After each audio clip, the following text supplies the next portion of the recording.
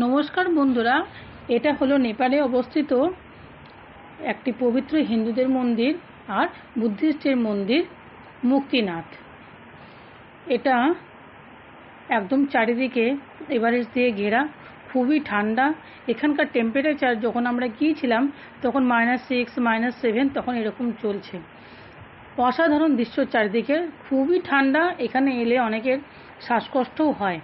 যাদের যাদের শ্বাসকষ্ট হয় তারা খুব একটু সাবধানে চলাফেরা করবেন, সাবধানে তারা আসবেন।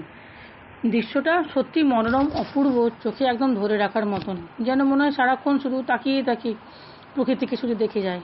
এটা হলো শালগ্রাম শিলা, এটা হচ্ছে শালগ্রাম শিলা। ঠিক আছে, এবার এখানকার মুক্তিনাথ মন্দিরের একটা গল্প বলি, যেটা একটা পৌরাণিক গল্প আছে। একবার জলন্ধর দেবী পার্বতীর দিকে কুদৃষ্টিতে তাকান। সেটা এখন দেবী পার্বতী বুঝতে পেরেছিলেন যে জলন্ধর আমার দিকে কুদৃষ্টিতে তাকাচ্ছে। আর জলন্ধর শিব ঠাকুরের বেশে দেবী পার্বতীকে ছুঁতে এসেছিলেন। সেটা সম্ভব হয়ে ওঠেনি, কারণ দেবী পার্বতী সেটা বুঝতে পেরেছিলেন। এই জন্য দেবতারা সবাই মিলে ঠিক করেন জলন্ধরকে শাস্তি দেবার। তখন দেবতারা তখন বিষ্ণুর কাছে যান। তখন বিষ্ণু তখন জলন্ধরের রূপে এসে জলন্ধরের স্ত্রীকে ছোঁয়ার চেষ্টা করেন। কিন্তু জলন্ধরের স্ত্রী ছিলেন শিব ঠাকুরের ভক্ত। তাই শিব ঠাকুর তখন জলন্ধরকে অভিশাপ দিয়েছিলেন যে বিষ্ণু, তুমি তাহলে শিলা হয়ে যাবে, শালগ্রাম শিলা হয়ে যাবে।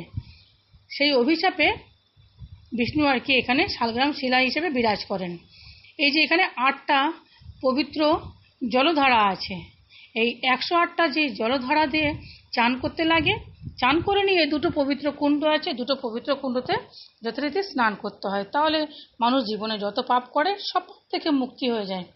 এখানে প্রচণ্ড ঠান্ডা, যার কারণে পা হাত একদম পুরো জমে যায়। এত ঠান্ডায় চান করা সম্ভব হয়ে ওঠে না। তবুও মুক্তি লাভের জন্য, মোক্ষ লাভের জন্য সবাই আর কি চানটা করে থাকে। খুবই অসাধারণ জায়গা, কিন্তু খুবই ঠান্ডা। জীবনে একবার অন্তত দর্শন করা উচিত। এই 108টা পবিত্র যে কুণ্ড আছে, জলধারা যে বয়ে চলেছে, সেটা দিয়ে কালীগণ্ডকী নদী উৎপত্তি হয়েছে। এটা নেপালে বয়ে গেছে। চারিদিক দিয়ে যখন এভারেস্টের ঘেরা, আবার এই ঠান্ডার জল, এখানে চান করলে মানুষের আর রক্ষে নেই। তবু মানুষ আসে, অনেকেই আসে এই একটা হোলি প্লেসে। ঠিক আছে, একটু ঘুরে আসি। আপনারা যদি পারেন এখানে একবার ঘুরে আসুন। সত্যি অপূর্ব জায়গা। এখানে আসার নানা রকম উপায়ও আছে। আপনি ঘোড়ার পিঠেও আসতে পারেন, আবার এখানে চারপাই পাওয়া যায়। যারা হেঁটে উঠতে পারবেন না তারা চারপাইতে বসে অথবা শুয়েও আসতে পারেন। এই পবিত্র কুণ্ডের মধ্যে অনেকে আবার বিদেশিরাও আসে, এখানে পয়সা টয়সা ফেলে দেয়। দেখুন, ইনিও, আমার হাজব্যান্ডও পয়সা কুড়াচ্ছেন। হয়তো কেউ বলেছে, উনি হয়তো বললো যে পয়সা কুড়িয়ে দিতে, পয়সা কুড়িয়ে দিল। ডুব দেওয়া যাচ্ছে না, অত্যন্ত ঠান্ডা জল, একদম হাত পা জমে যাওয়ার মতন। তাও 108টা জলধারায় চান হলো। এই মেয়ে দাঁড়িয়ে আছে টাওয়েল নিয়ে, এই টাওয়েলটা দেবে, ও গা মুছে নেবে। আমার ছেলে তো গাটা মুছতেই পারছিল না, চান করার পরে পা একদম সাদা হয়ে গিয়েছিল। এই তো হাজব্যান্ডের চান হয়ে গেল, এবার উনি ড্রেস চেঞ্জ করবেন। জয় বাবা মুক্তি।